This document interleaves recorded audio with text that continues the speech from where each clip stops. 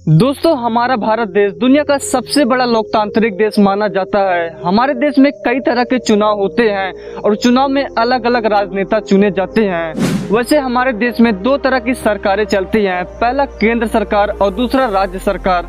और हम अपने जिले में तीन सबसे प्रमुख पॉलिटिशियन को चुनते हैं, जिसे हम MP, MLA और MLC भी कहते हैं। लेकिन दोस्तों, क्या आप ये जानते हैं कि MP, MLA और MLC यानी जिसे हम हिंदी में सांसद, विधायक और विधान परिषद भी कहते हैं, इन तीनों में क्या अंतर होता है, इनके पास कौन कौन सी प्रमुख शक्तियां होती है, इन्हें संविधान के अनुसार किस तरह के सुख सुविधा और अधिकार दिए जाते हैं, और MP, MLA और MLC में कौन ज्यादा ताकतवर होता है। इन सब सवालों का जवाब जानने के लिए बस आप इस वीडियो को लास्ट तक जरूर देखिएगा।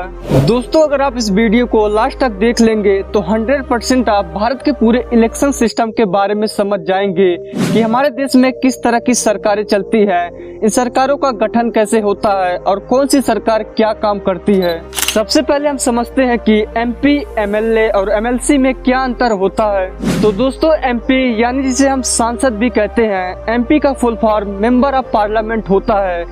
MP यानी जो सांसद होते हैं, ये लोकसभा के मेंबर होते हैं और 2/3 सांसद मिलकर केंद्र सरकार यानी देश के प्राइम मिनिस्टर का गठन करते हैं। वहीं MLA यानी जिसे हम विधायक भी कहते हैं, MLA का full form member of legislative assembly होता है और 2/3 विधायक मिलकर एक राज्य के राज्य सरकार यानी चीफ मिनिस्टर का गठन करते हैं। वहीं MLC यानी जिसे हम विधान परिषद भी कहते हैं, MLC का full form member of legislative council होता है और 2/3 MLC मिलकर एक राज्य के चेयरमैन का गठन करते हैं। सांसद जो होते हैं वो केंद्र सरकार के अंडर काम करते हैं, विधायक जो होते हैं वो राज्य सरकार के अंडर काम करते हैं और MLC भी राज्य सरकार के ही अंडर काम करते हैं। जहां दोस्तों सांसद और विधायक को जनता वोट दे के चुनती है, लेकिन वही MLC को जनता द्वारा नहीं चुना जाता, बल्कि MLC का चुनाव कुछ ऐसा होता है कि एक विधान परिषद में लगभग 100 MLC होते हैं, जिसमें से कुछ MLC को गवर्नर चुनते हैं, कुछ MLC को विधायक और सरकारी टीचर चुनते हैं, कुछ MLC को उस विधानसभा के ग्राम प्रधान, BDC, नगर पंचायत और सभासद द्वारा चुना जाता है। वैसे दोस्तों, आपकी जानकारी के लिए बता दें कि जहां भारत के हर एक राज्य में विधायक और सांसद होते हैं,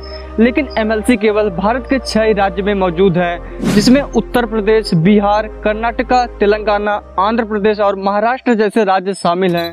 अब चलिए आपको बताते हैं कि इन्हें संविधान के अनुसार किस तरह के अधिकार दिए जाते हैं और MP, MLA और MLC के पास कौन कौन सी प्रमुख शक्तियां होती है। तो दोस्तों, इनके कार्य और इन्हें मिलने वाली पावर में कुछ खास अंतर नहीं होता, बस फर्क इतना है कि जो MP यानी सांसद होता है वो केंद्र सरकार द्वारा पास हुई नई नई योजना, बिल और कानून को अपने क्षेत्र में लागू करता है। वहीं जो MLA और MLC होता है वो अपने विधानसभा क्षेत्र में राज्य सरकार द्वारा पास हुई नई नई योजनाओं को लागू करना, रोड कंस्ट्रक्शन कराना, शासन प्रशासन की निगरानी करना और जनता का सेवा करना होता है। इसके साथ ही दोस्तों, आपको ये भी बता दें कि अगर केंद्र सरकार यानी प्रधानमंत्री को कोई नया बिल या कानून को पार्लियामेंट में पास कराना है तो उसे राष्ट्रपति के सिग्नेचर के साथ साथ 2/3 सांसदों की सिग्नेचर की भी जरूरत पड़ती है।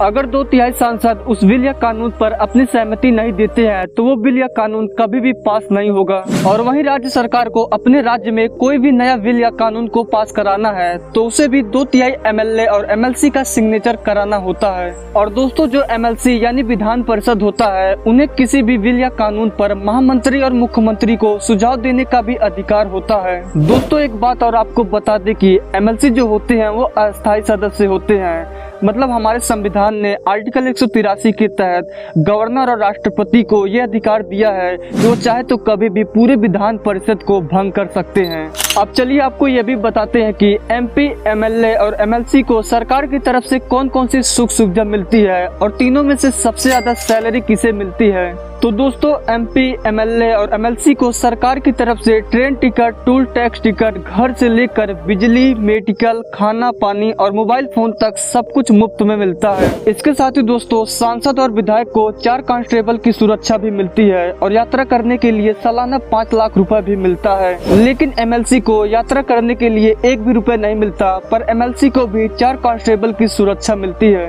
बात करें इनकी सैलरी की तो एक सांसद को महीने का 1,40,000 रुपए से लेकर 2.5 लाख रुपए तक मिलता है और वहीं एक विधायक और MLC को महीने का 1.5 लाख रुपए से लेकर 2 लाख रुपए तक मिलता है।